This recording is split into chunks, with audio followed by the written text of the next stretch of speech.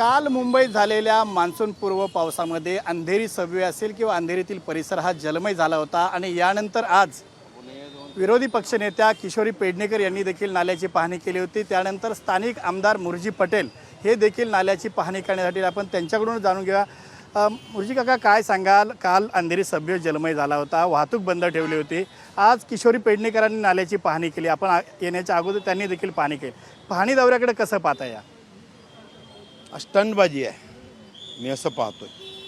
तुम्ही 2.5 वर्ष मुंबईचा महापौर होता, 25 वर्ष तुमची सत्ता होती महानगरपालिका, तुम्ही भ्रष्टाचार करायला आणि संध्याकाळी टेम्पो मातोश्रीवर पोचायला बिझी होते। तुम्हाला कधी अंधेरी सबवेची आठवण आली नाही, आता का आठवण आली? नंबर 1, 10 वर्ष तुमचे आमदार होते इथे उभाटाचे, तेव्हा अंधेरी सबवे तुमची आठवण आलेली नाही। आता मला आमदार होऊन जवळजवळ 1.5 वर्ष झाले, 1.5 वर्षात 4 अधिवेशनात झाले।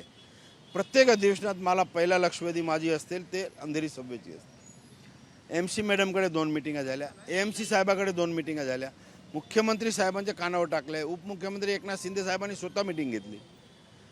लवकरात लवकर अंधेरीचा परमानंट तोडगा काढायचा प्रयत्न आम्ही प्रामाणिकपणे करतो आणि लवकरात काढू।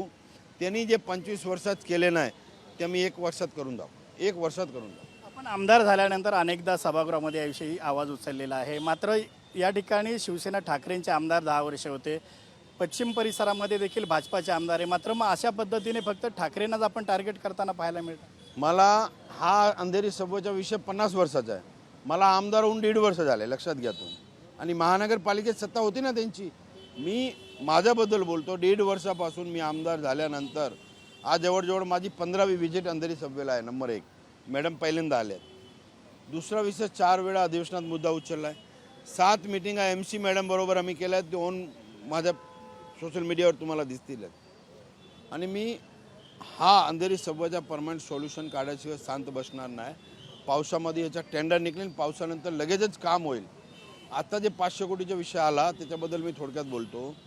500 कोटी हा मुंबईकरांचे पैसे आहेत आणि 500 कोटी टाकूनही जर परमनंट सोल्युशन होत नसतील तर मला हिशोबी 500 कोटी मुंबईकरांचा वेस्टेज केलं नाही पाहिजे। परमनंट सोल्युशन लिखित उत्तर महानगरपालिकेने दिलं पाहिजे की 100% हा अंधेरी सबवे पाणी साचणार नाही, तर तुम्ही खर्च करा। ते 2-3 वेगवेगळे विषय ते करतायत आणि पुढच्या आठवड्यात मीटिंग घेऊन आम्ही सगळे एकत्र बसून याच्यावर तोडगा काढणार आहोत। 500 कोटीचा जो आता आपण उल्लेख केला आहे, या ठिकाणी आता जो 500 कोटी या ठिकाणी तळामध्ये विहिरी खोदण्याचा जो प्रस्ताव आहे, अमित साटम यांच्याकडून तसा प्रस्ताव पाठवण्यात आला आहे, कसं पाहता या प्रस्तावाकडे? किशोरी पेडणेकर यांनी देखील म्हटलं की हे आदित्य ठाकरेंची कॉपी करण्याचा प्रयत्न आहे। हे बघा, आदित्य ठाकरे कॉपी करायची असेल तर आदित्य ठाकरे जेव्हा सत्तेत होते महानगरपालिकेत सत्तेत होतं ना, तेव्हा इथे यायला पाहिजे, तेव्हा हा केलं पाहिजे होतं ना, तेव्हा का कॉपी केली नाही त्यांनी?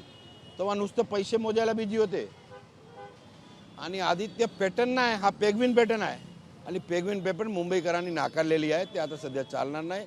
अंधेरी सबवेचा विषय मी लवकरात लवकर मागे लावू।